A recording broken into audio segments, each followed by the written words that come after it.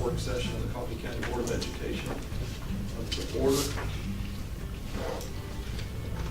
At this time, Dr. Banks, would you lead us with the invocation? Sure. Let us pray. Father God, we thank you for this opportunity to come together tonight this afternoon. We praise you for what you have done for us throughout the years. We know that you're a sovereign God. You have all power and you can do all things but fail. And I ask tonight, Father God, that you would just guide us in a feasible manner. Let us do things decently and let us do things with consideration for what's the next step or the next phase of the Coffee County school system.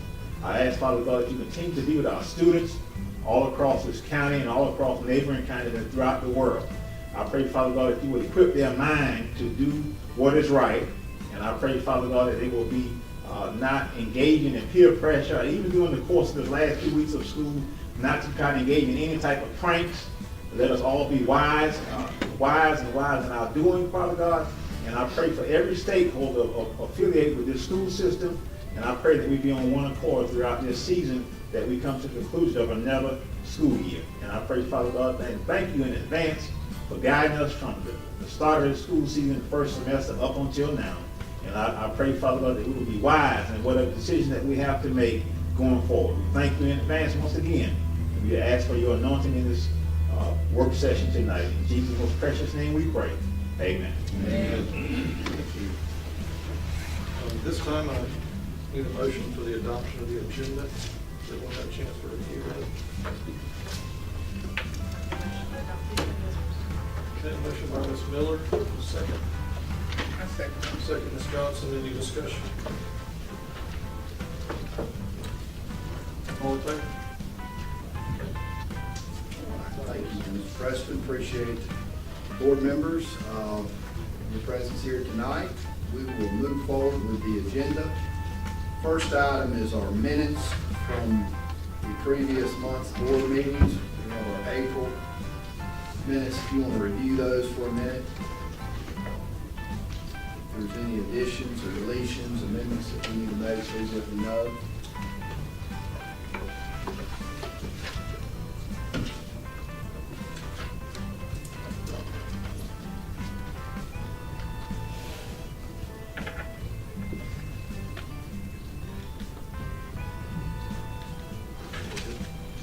All right, if there's no dissent, then we will place this on the consent agenda for the regular monthly meeting following this work session.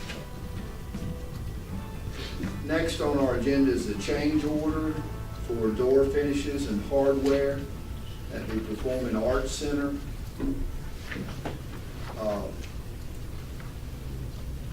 Myself, the superintendent, I was presented a change order by the contractor on the Performing Arts Center, Jones & Jones. I've invited our architect, Vic Suttles, and representatives from Lyman, Daniel, and Dooley here tonight to explain to us the change order that we have. So, Mr. Suttles, if you want to come up and explain to us the change order.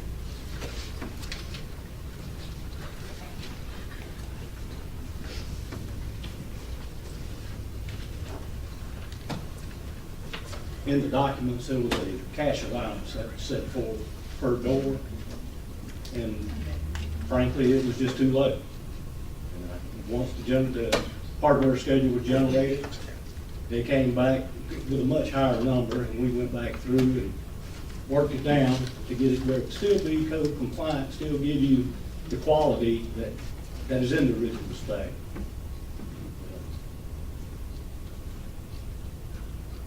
David, did you get it? I'm David McBrail, and I'm Davidson Dooley. I think one of the questions that came up is how do we arrive here?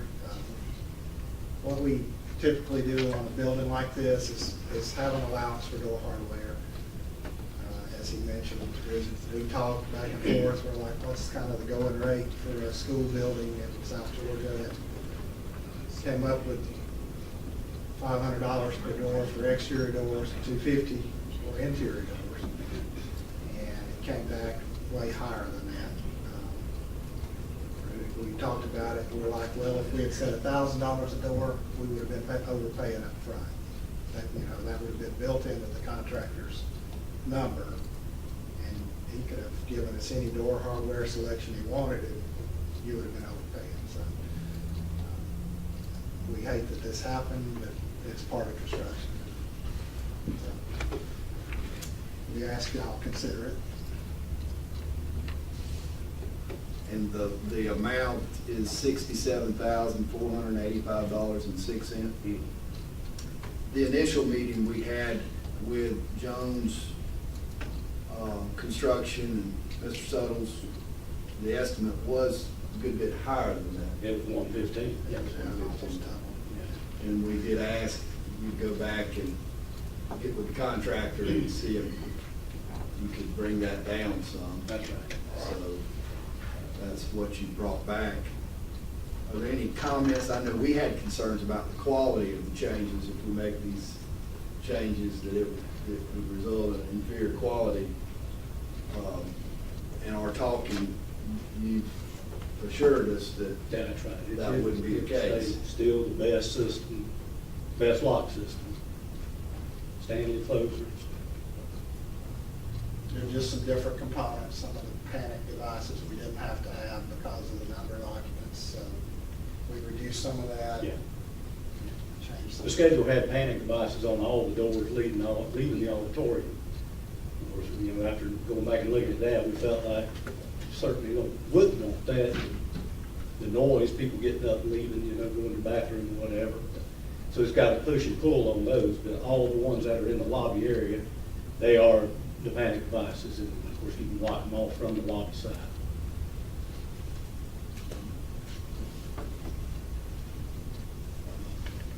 Any questions for Dick or David?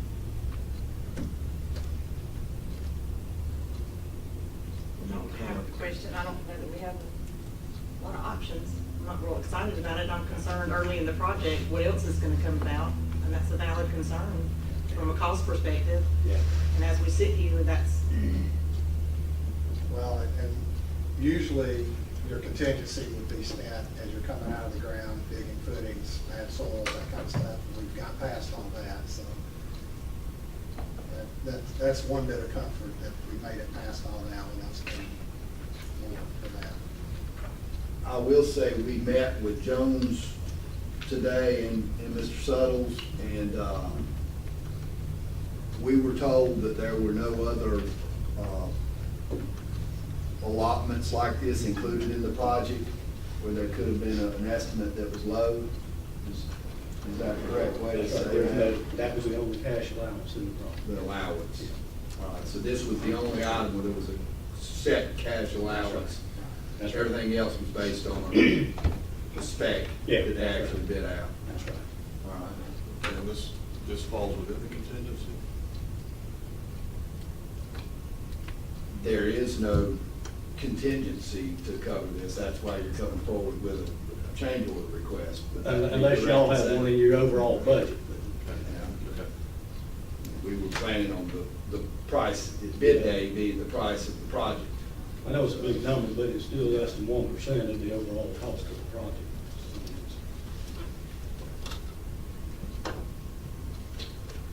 Everyone satisfied? So this is the cost for the doors, The door hardware. the door hardware.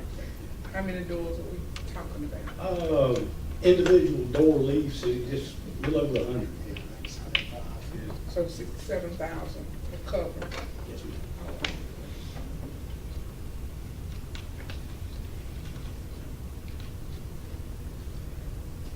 Well, I will say that from our initial meeting and y'all working to bring it down, the initial estimate of where we're at is better than where we were.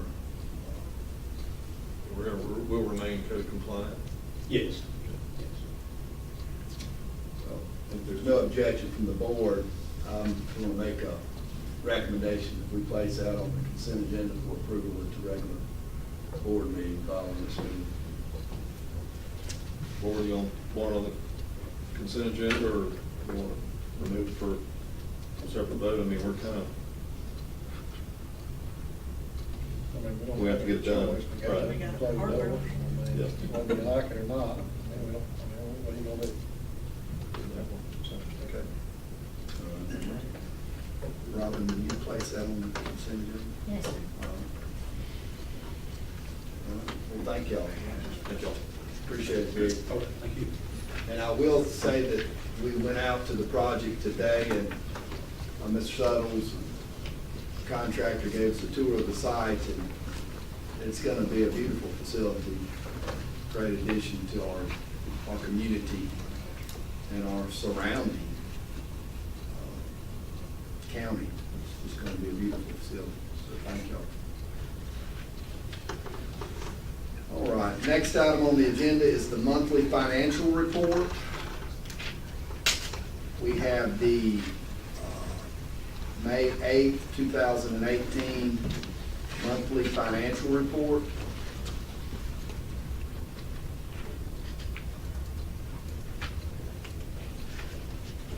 We'll see our total end of month fund equity through April 30, 2018 is $15,193,109.48.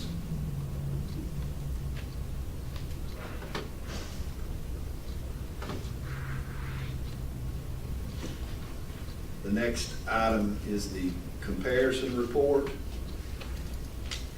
which will compare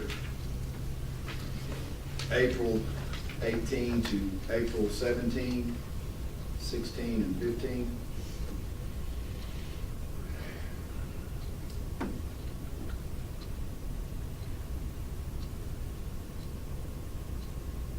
Any comments, questions about this report?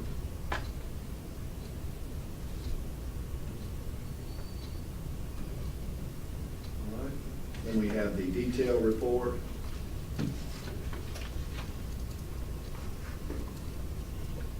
Ms. Young, do you have any comments about the detailed report? Yes, sir, I can go through that. If you look through your revenue, as of April 2018, it is at $50,150,091.60.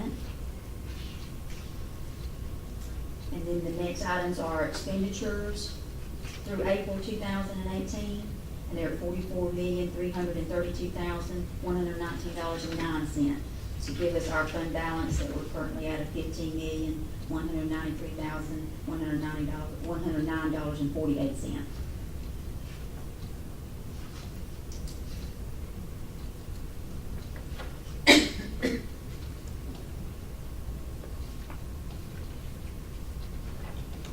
Any questions? The next document that we have is the East Plus monthly report. And revenues for April of 18 are up. It's a good thing. People are spending money again, it looks like, in the local economy. You'll notice in April of 18, $513,514.71.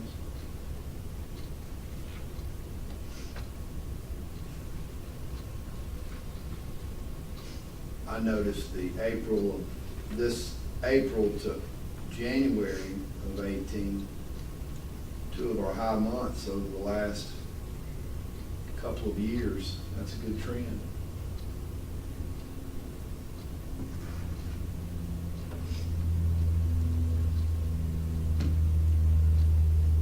And if you look at the right side of that report, you'll see that that SPOS money has been used for construction renovation projects county-wide. We've done a lot of work over the last several years with this money. Also, the new Nichols Elementary School, we're about 95% complete with that project. All we have left is the demolition, the finishing of the demolition of the old school behind the property. It's almost completely gone at this point. Building the berms, that will serve the barrier between the railroad tracks and the school building. So that project will be complete shortly. CHS renovations, technology. We purchased quite a bit of technology for all of our schools out of this fund. Performing Arts Center. And then the Ag Building.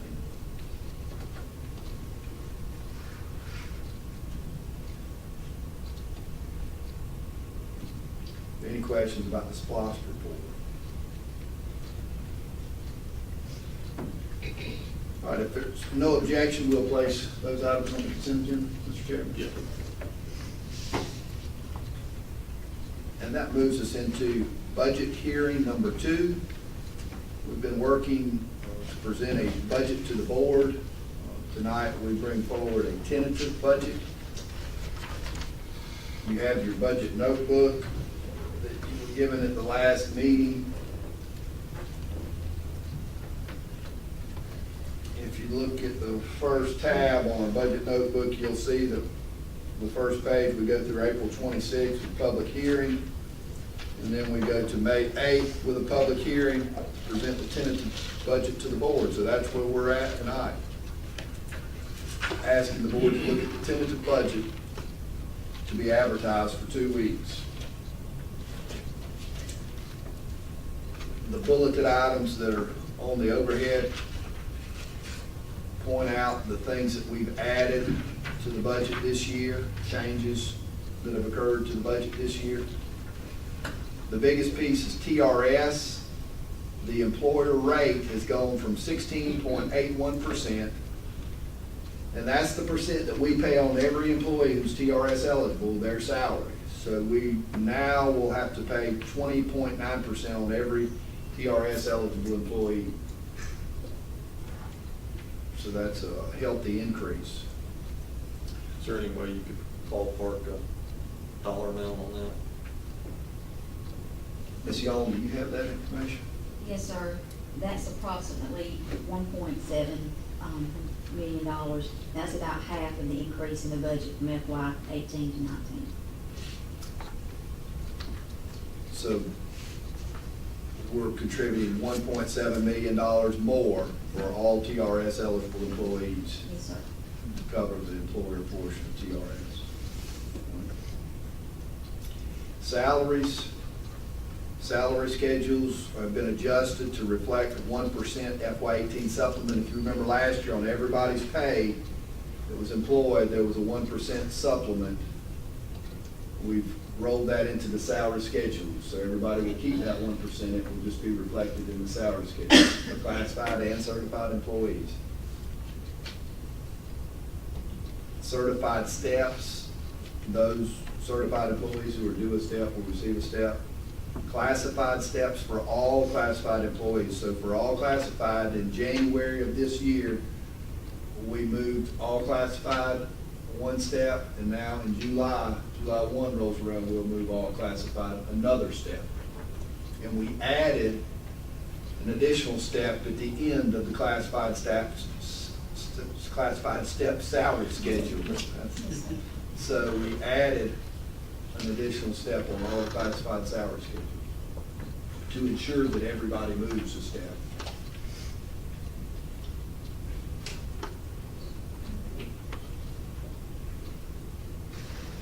Because we were moving all the classified employees a step, the way we've been operating is try to do, if we're going to do for one group, we try to do for all.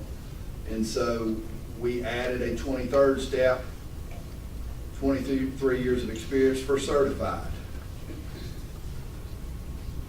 which we also did for classified.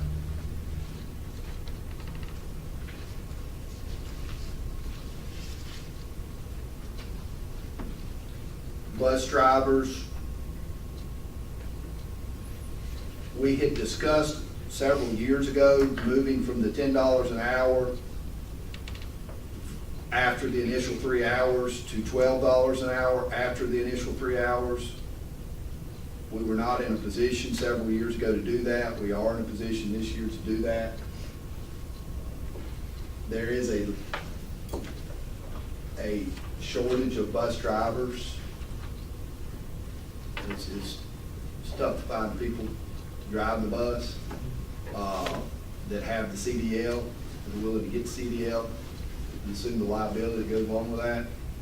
So we are recommending in this budget to move those drivers after the initial 3 hours from $10 to 12 hours, $12 an hour. From $10 an hour to $12 an hour.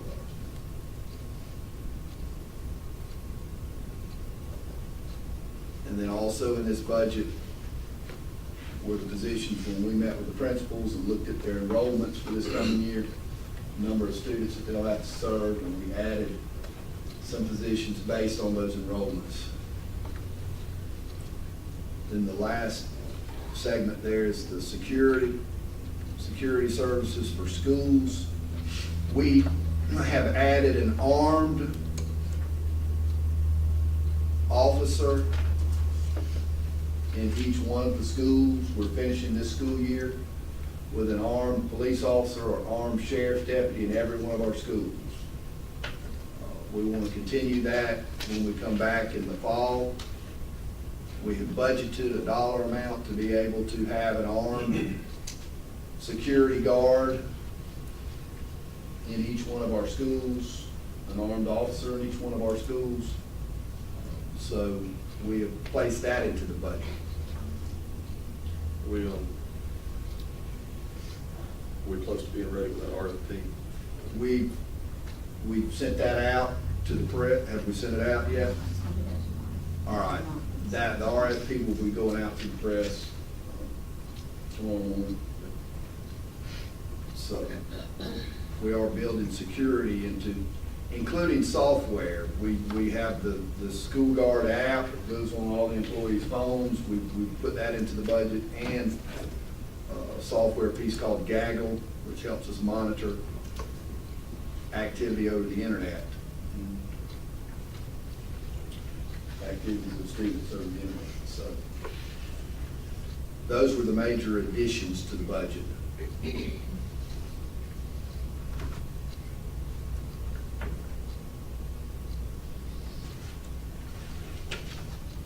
Board members, any questions on the budget process or what we've got through to date? No changes since our last presentation. No, sir.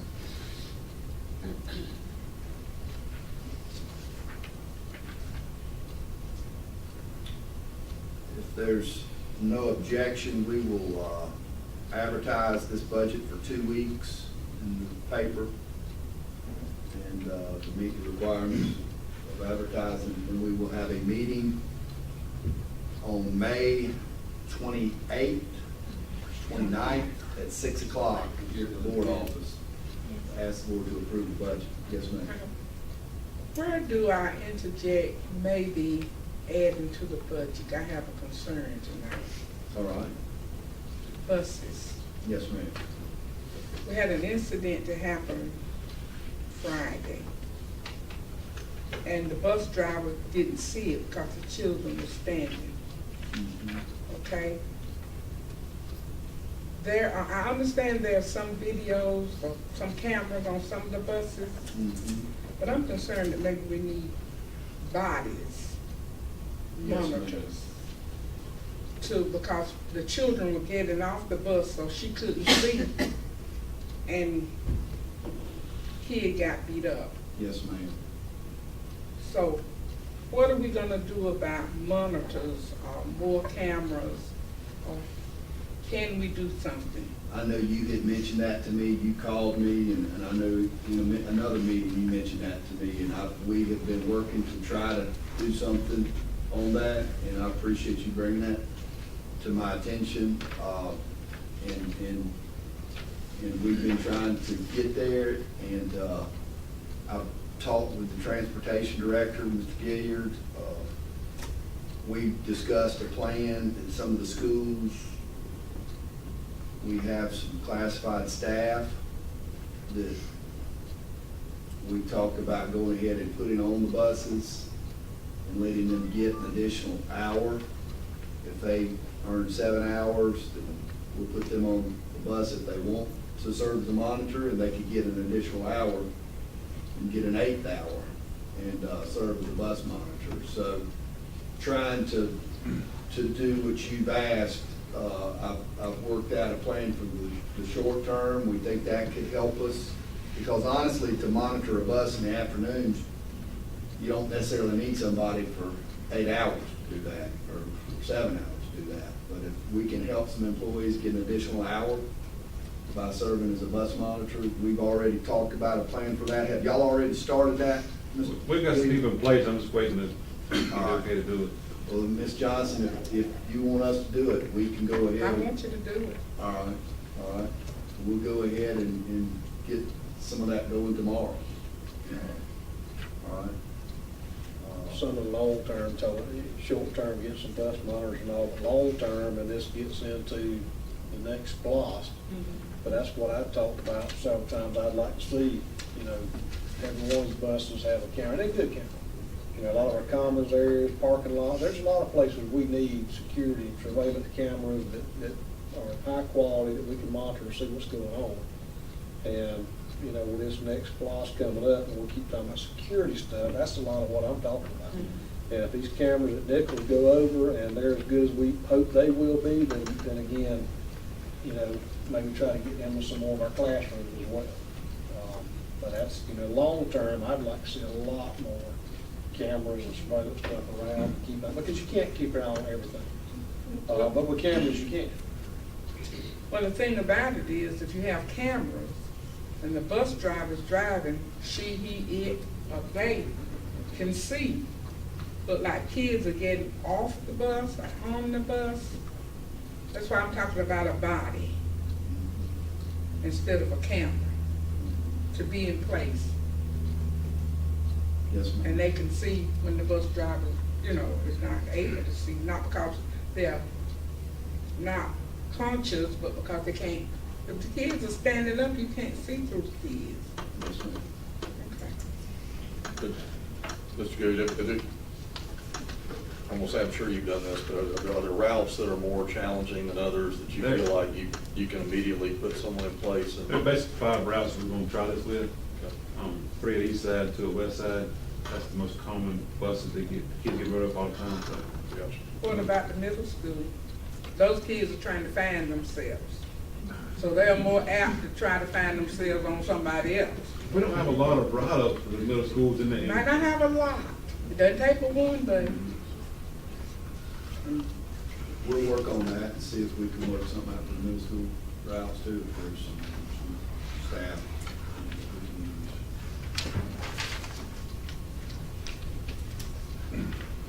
But I do agree, Mr. Lott, with the camera system. We talked about that with Ms. Gilliard to put a state-of-the-art camera system on every bus. In our next SPOS, when we go to the voters in November, that'll be one of the things we would like to discuss with the public is let's put a high-tech monitoring system on every bus so that we can see everything that's going on in the buses. These places that we've got cameras now, a lot of these cameras are, just when they have one, they're not as good, they need to be replaced, you know, some of the common areas and stuff, and I know we talked about like the high school parking lot, and, you know, there's a lot of places we need some. Yes, sir. Well, we will work on those things. We'll get together. All right. We will advertise this tentative budget in the paper, and then I'll have our meeting on May 29th at 6 o'clock here at the Board of Education. All right. Out-of-state travel. We have out-of-state travel, several trips.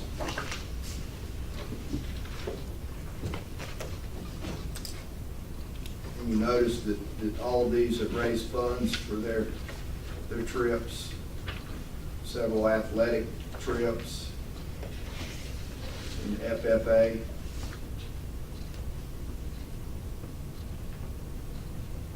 If it pleases the board, we will place this on the consent agenda at the monthly meeting. FY19 local ag plan. And tonight we have Mr. Brad Reiner here with us. as the CTAE Director. Mr. Reiner, do you want to describe to us what we have here and just fill in the Yes, gaps? Dr. Leeds, the board members, what you've got there is, these are the 11 grants that I'm responsible for as the CTAE Director, making sure that these get spent according to the appropriate rules from the feds, from the state, and from you guys, of course. The next page is what is called the local maintenance of effort tab on our consolidated application. If you look to the far right on these pages, the local maintenance of effort, we can't count personnel in that. We have to count the objects 400 through 800. So you'll see that our local maintenance of effort, or the budget that we have for next year for CTAE, is $82,595. Our proposed Perkins Award, they haven't signed it into law yet, of course, but it looks like it's going to be about $73,329. They told us to use the same figures that we had last year because there probably would not be much change there. If you would move to the next page, you'll see our professional development allotment from the state is $7,252. We go into a consortium with all the other systems in the state of Georgia, and that money goes to the CTAE Resource Network and provides professional learning for CTAE directors and CTAE teachers across the state. Next is our Perkins Plus budget template. We use our Perkins Plus funding for end-of-pathway assessments. These are the tests that students have to take after they have completed the pathways in our career tech and ag programs. Our request from the state next year, actually from the feds, excuse me, is $4,980.74. These are all figures that I'm requesting from them. The only one that comes out of our local funding was that initial fund that I showed you, the 82,000 plus, which was our local maintenance effort. On the next page, you have what is shown as the CTAE Ag Extended Day Grant, but the agreement is the same for all of our ag grants. That's extended day, extended year, and the Young Farmer Program. It just states that we'll follow their rules, we'll do what they ask us to do, and that our ag teachers will turn into them a monthly report and a yearly summary, and they will all have to go through a yearly summary with someone from the DOE, from Georgia Ag Ed. That's the ag local plan, and all we have to do is agree to follow those rules. You see here the money that we request from the state for the ag local plan. These are funds that come to us and go to our ag teachers. See Young Farmer there, our extended day and extended year salaries. You'll notice that there is no local fund associated with extended day because Georgia Ag Ed, the state picks up the entirety of that cost. And on extended year, the system picks up approximately half of the cost for those teachers. So you can see the total grant funds that we've requested are $114,311, with the total cost to our system is $51,801 in order to get those funds. Next is our CTAE extended year. You'll note there's no cost associated with the ag teachers that are on extended year because the state picks all that up. Ms. Christy Thomas and myself, we are allowed to claim on the extended year request, and the amounts requested are there.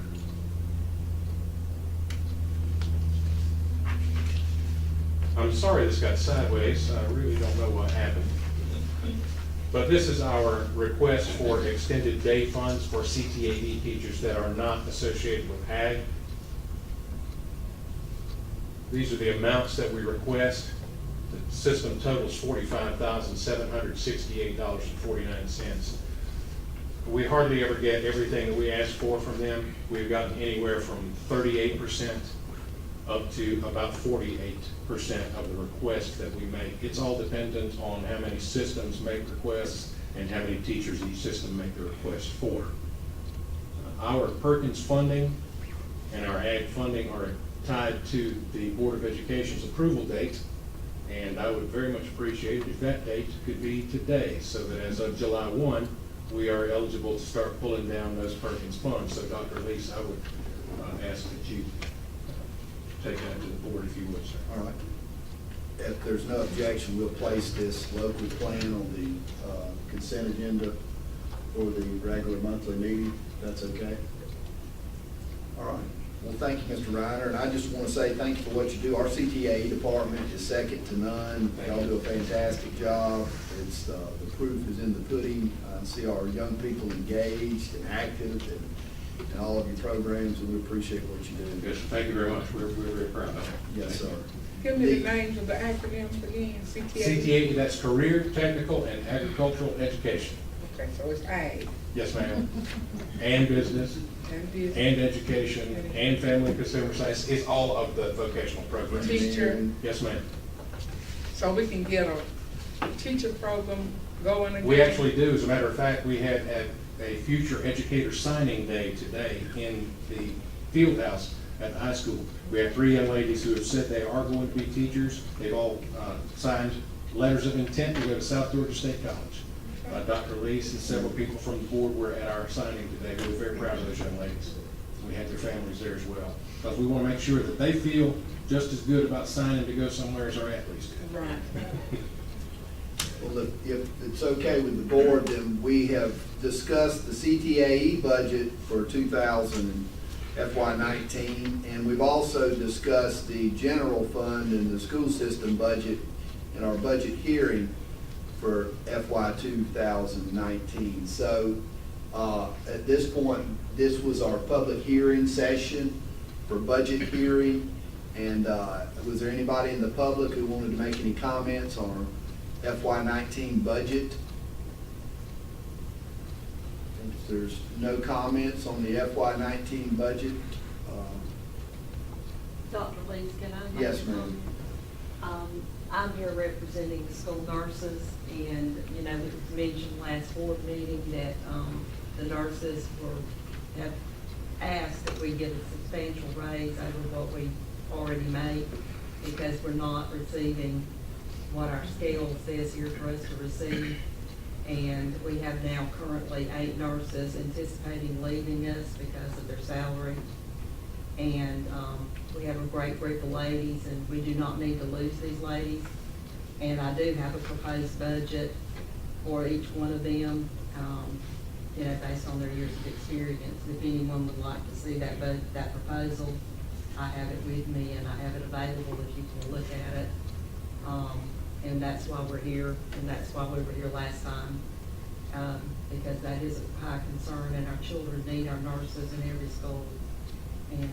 And I also, as a part of this proposal, I've also got the statistics for the last 3 years of how many visits each one of those nurses have made in their clinic, and how busy they truly are.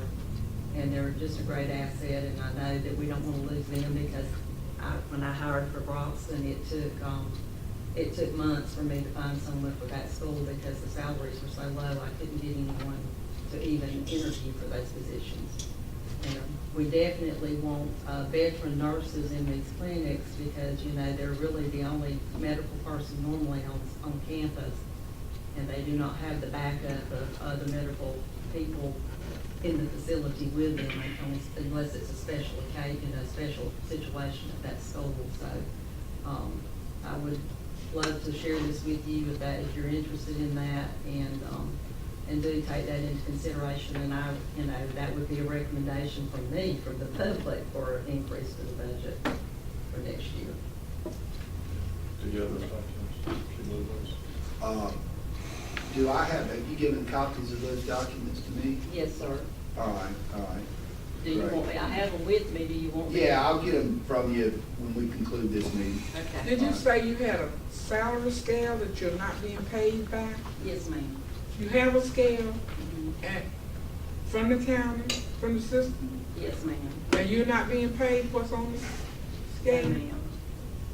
How do we do that?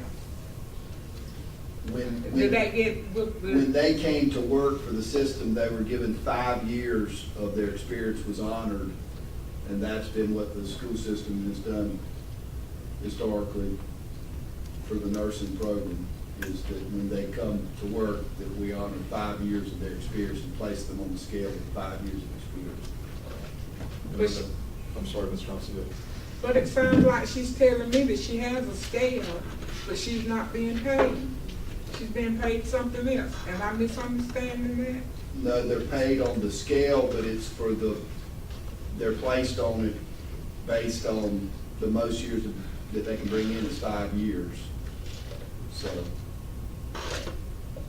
Well, how is it that the bus drivers can bring in 20 years and these people can only bring in 5? How do we make that? well, it's, Something we need to look into. yes, ma'am. Ms. Clayton, did you have a comment?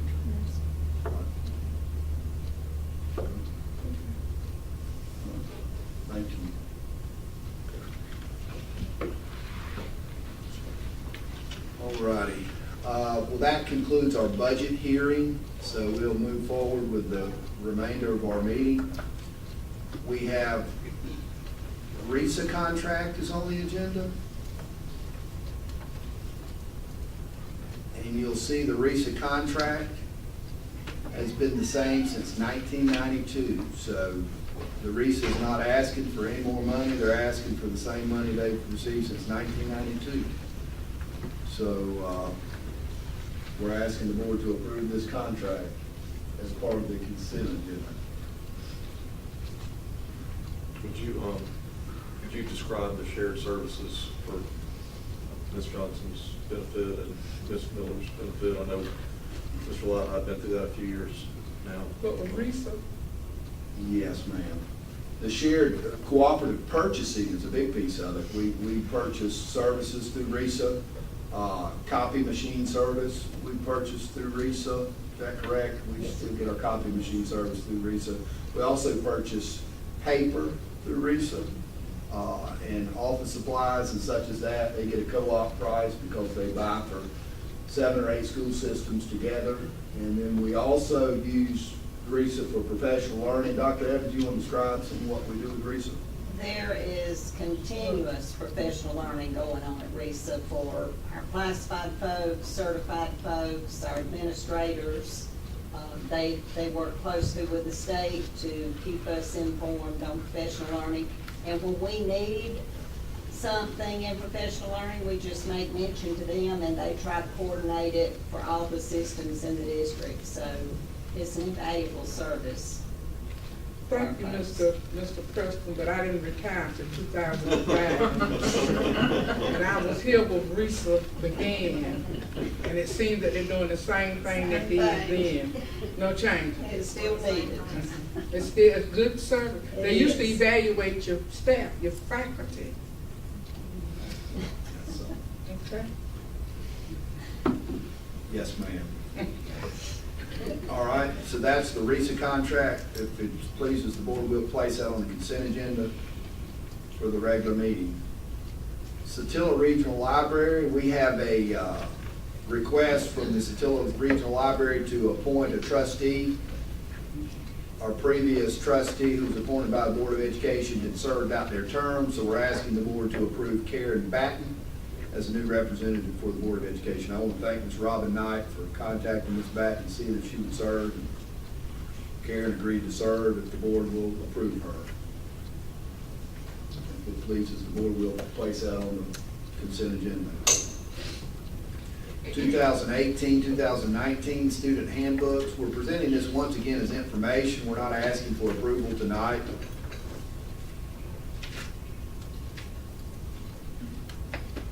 We have changed the format of the handbooks to be more user-friendly, combining the elementary, middle, and high school handbooks into one so that we cut down on confusion with parents and students between schools. We did not necessarily change the content of the disciplinary procedures and consequences for infractions and such as that. So while it's arranged differently and it's organized differently, the content is still very much the same as it's been in past years.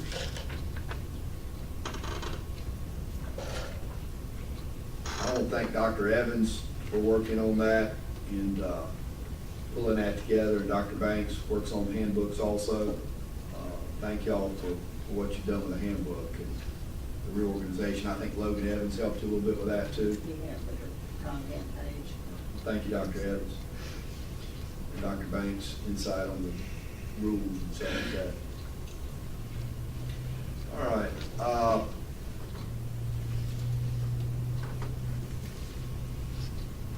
The next item on the agenda is the bid for the air conditioning system at Coffee High School. We advertised a request for bids for improving the HVAC system at Coffee High School. We have a representative from our architect firm that is working on this project for us here with us this evening. I'm going to allow a representative from the architect firm, Altman Barrett, to speak to the board here tonight about this bid. Okay. My name is Travis Pettigene. It's good to see y'all tonight. Keith wanted me to apologize that he couldn't be here. Keith Barrett, he's the lead architect on this project, so we just appreciate y'all giving us the opportunity to work here. But on May 3rd, we opened bids. We had 4 bidders that obtained plans from us. Lane Mechanical, Ray & Son, Stalvey Heating and Cooling, and Boston Mechanical Company. On May the 3rd, we received 2 bids, Stalvey Heating and Cooling being the low bid at $795,747. The next bid was Boston Mechanical Company at $930,000. We've reached out to Mr. Stalvey and discussed the scope of the project with him.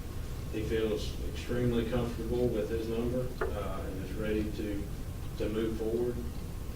As far as the schedule on the project, we're looking at a start date of May the 28th and a finish date of July the 27th.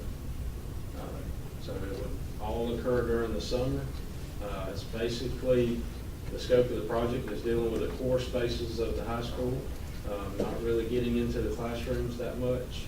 We are addressing a few extra items, the principal's office and secretarial area that tend to have some zoning issues as far as heating and cooling in those spaces. So, it is a mechanical replacement, so the units that are there will be disassembled and disposed of, and new units placed inside of the existing mechanical rooms, reconnected, and a new control system to operate those units. Board members, any question for Travis? I don't know if you were sitting in here earlier, we just went through a situation on a large project where there was I won't call it an oversight, but certainly an opportunity to improve. I think everyone understands sometimes you run into contingencies and issues that may require a change order, but we don't want to plan on change orders. If you feel like this bid's been specified as you need it, and you've had discussions with Stalvey, then. Yes, sir. All of our engineers have walked each and every room, looked at each condition, feel very comfortable. That doesn't mean that we might find something that, once you take a unit out and put a new one in, there's just the size differences, and also, I can't say that we won't run into an issue, but we like to pride ourselves in finding those issues and putting them into the contract documents, rather than allowing the contractor to give us a price on it after the fact. Thank you. And you provided us a list of the projects that Mr. Stalvey has done for us. Yes. Keith Barrett put that together, and I appreciate his work on putting that letter together. They've done the Coffee High School weight room, the 9th grade academy, the Coffee Middle School sports complex, Eastside Elementary additions, Yardine Stadium, Satilla Elementary, West Side Elementary, Coffee High Fieldhouse, West Green Elementary addition. So Stalvey has done a good bit of work for the school system. And the great thing is, he's a few miles down the road. Yeah, we're excited that a local HVAC contractor got the job. That's always a good thing. Any questions on project, paying for the project, anything like that? All right, if there's no objection, we'll place that Thank you. on the consent agenda. Thank you for coming tonight. No problem. We'll place that on the consent agenda for approval at the regular meeting.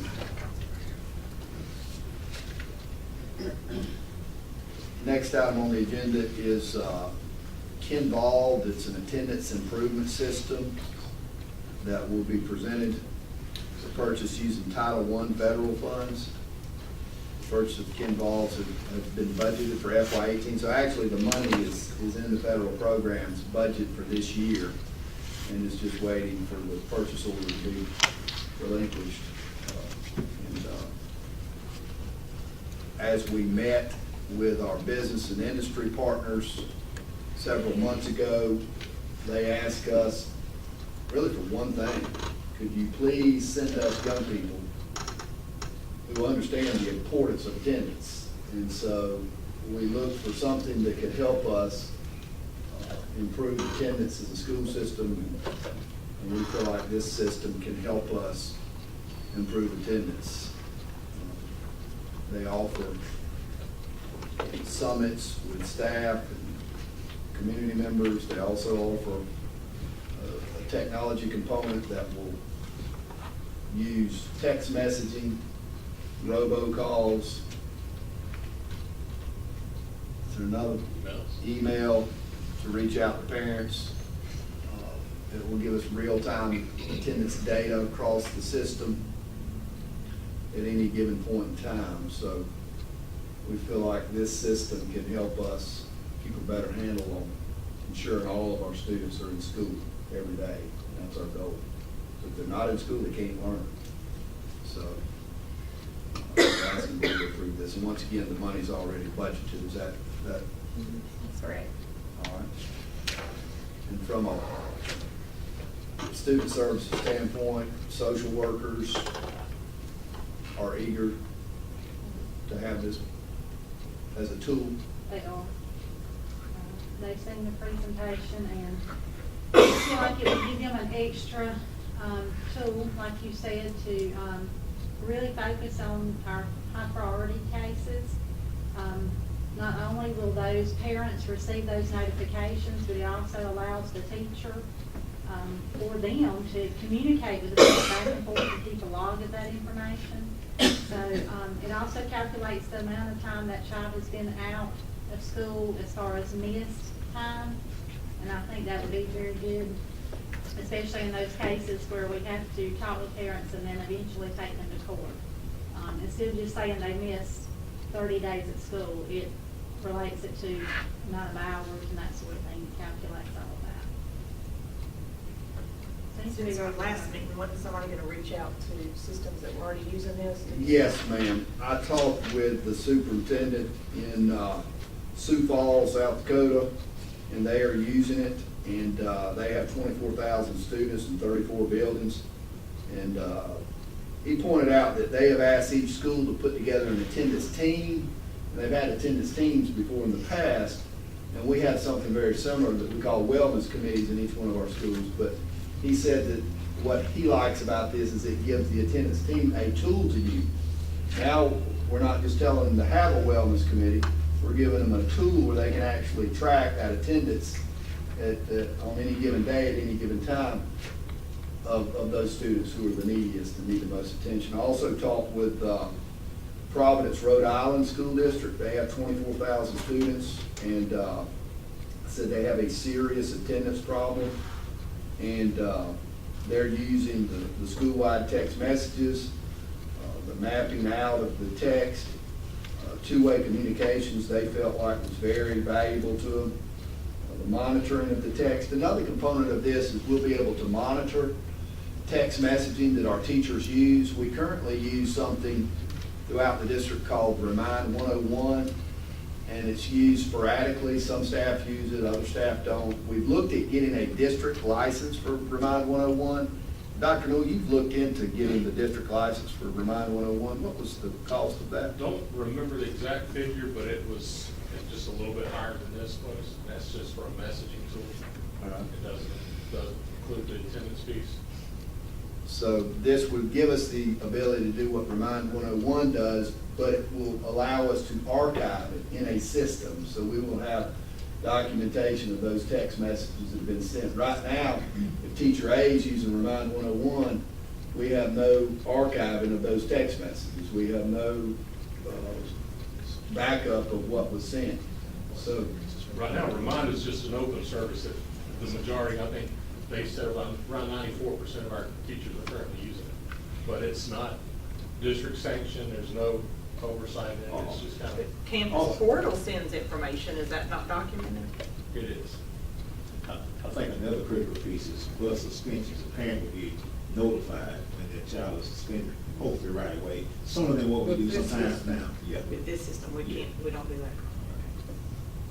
we rely on phone calls and such as that, but Buddy, from transportation point of view, you talked about this tool might help you in transportation also? When I was talking about this last meeting, I text and asked would it send message to parents if their child got suspended, and of course, yes, but that would be a big tool to us, because right now they're not being notified if their child's suspended.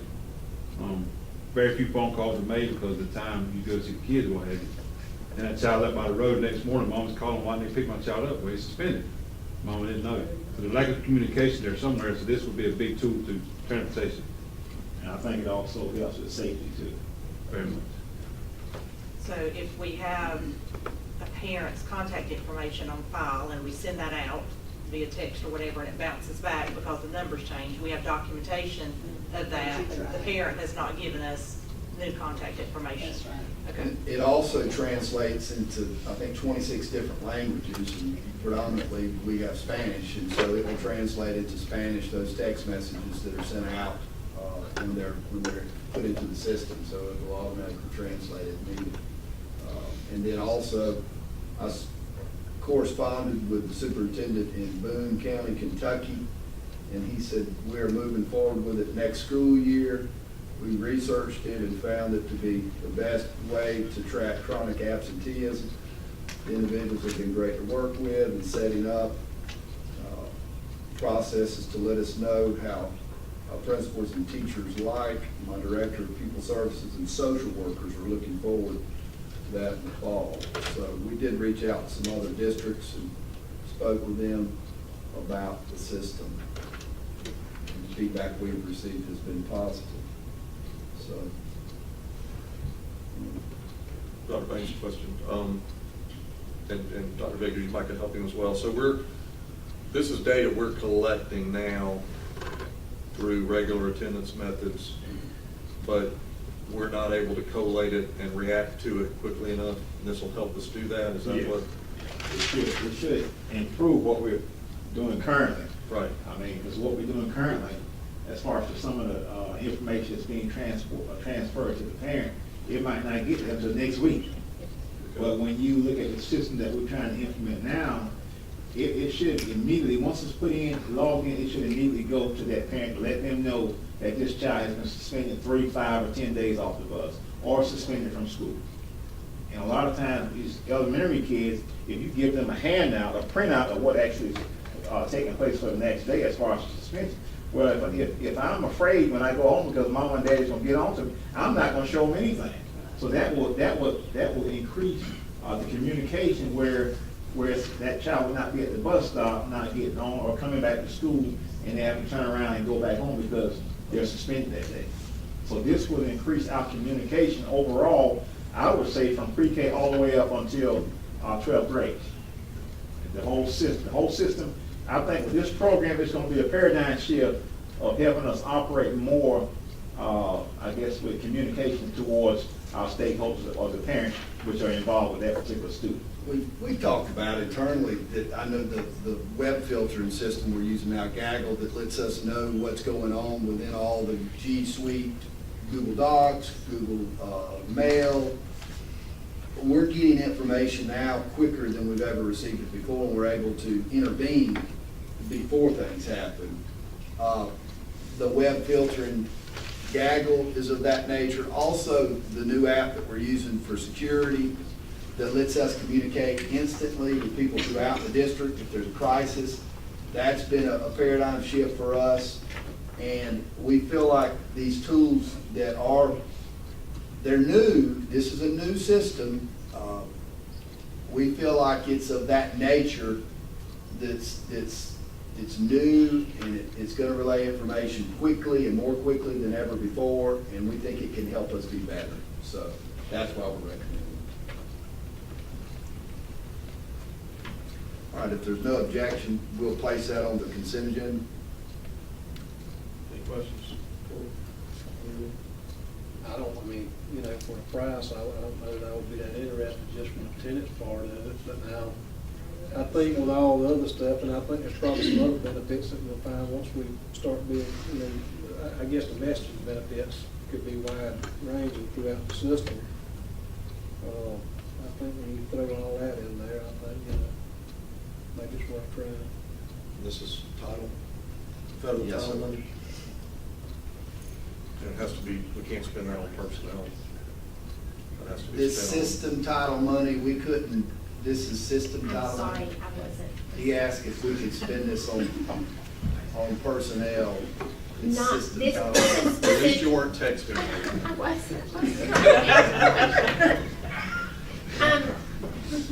This money is budgeted in central set-asides, so no, we couldn't provide a parapro to do this. The way that parapros can be provided is when schools have their school allocations, should they have enough funds to implement their school improvement plan, that's what their funds are for.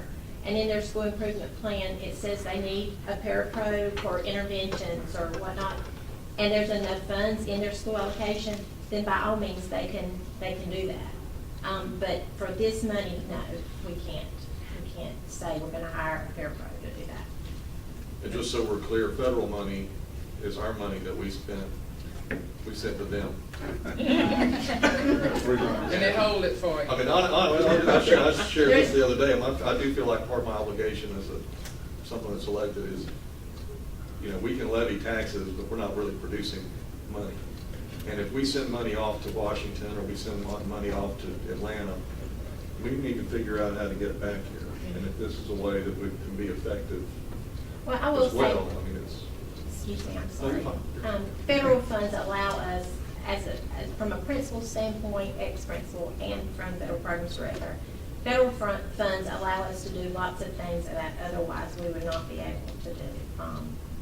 They're actually supplemental, and they really allow us to supplement in areas that we don't have general funds to do things with. So we're thankful for those federal funds that we get.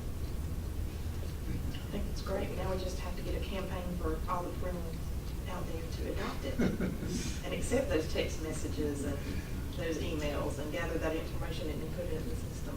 That's Well, not an easy undertaking either. The first push is, in the implementation plan, is to push out positive messages so that parents will begin to say, hey, did you get so-and-so about what's going on at school? Or did you get a positive note about your child? And then they're gonna want to give us the correct information. So this company has done a lot of research in how to make that happen. So that's gonna be the first phase of the implementation, is sending out very positive messages before we come back with your child's in trouble, not in school today. And our new vision statement is to build a stronger community through an equitable and excellent education. So we feel like this community outreach piece is part of our new vision for our new strategic plan. So we're going to work to improve attendance. I just want to say one more thing. Another big component of Title I is parental involvement and parent-family communication. And this KINVOLVE will really help with that parent and family engagement through communication. So I think it's an excellent tool to try for our system. So it's just a 1 year. It's a 1 year. We will begin with this execution of the agreement, we'll be able to start implementation tomorrow, and then that'll carry on throughout next school year. So it's a 1 year. Okay, We so have to apply every year. So if we're not satisfied with it, we could end it next year. But we hope that it's a tool we can use as part of our regular toolbox. Can you find nurses money in that federal money? I don't have a nurse's grant. Who writes your grants? Maybe that's what we need to look at, writing a grant. It's based on free and reduced poverty rate as to how much money we get from Okay. Title I. Okay. But I think that's a good question, but to answer your question, no, we could not use our Title I funding to pay nurses. So we have to actually write a grant. If there was a grant available for nurses. Do we know there is not a grant? I don't know. Okay. So it could be one out there. Possibly. I don't know of one. Okay. Well, you know, we don't know a lot of things. Not saying it's. I didn't know you knew as much about Reese as you did. I was there from the beginning. I came over with no idea. There's 4 letters in Reese and 4 letters in Miller. By the way. Okay. All right. I just know that sometimes we Yeah. move a little fast up here, and Yeah. I know some of the things that we just kind of get I can accustomed look and to. catch up in a little while. If there's no other action, is there any audience participation? If there's no audience participation, I would ask the board to move to an executive session to discuss personnel and also to consider a matter involving the disclosure of personally identifiable information, and to also discuss real estate. Then motion to exit to executive session, Ms. Miller. Second by Ms. Johnson. Any discussion? All in favor? We'll be back at 7:30. Need a motion to exit executive session. Make a motion to exit executive session. Second. Any discussion? All in favor? Adjourn the work session. Work session is adjourned.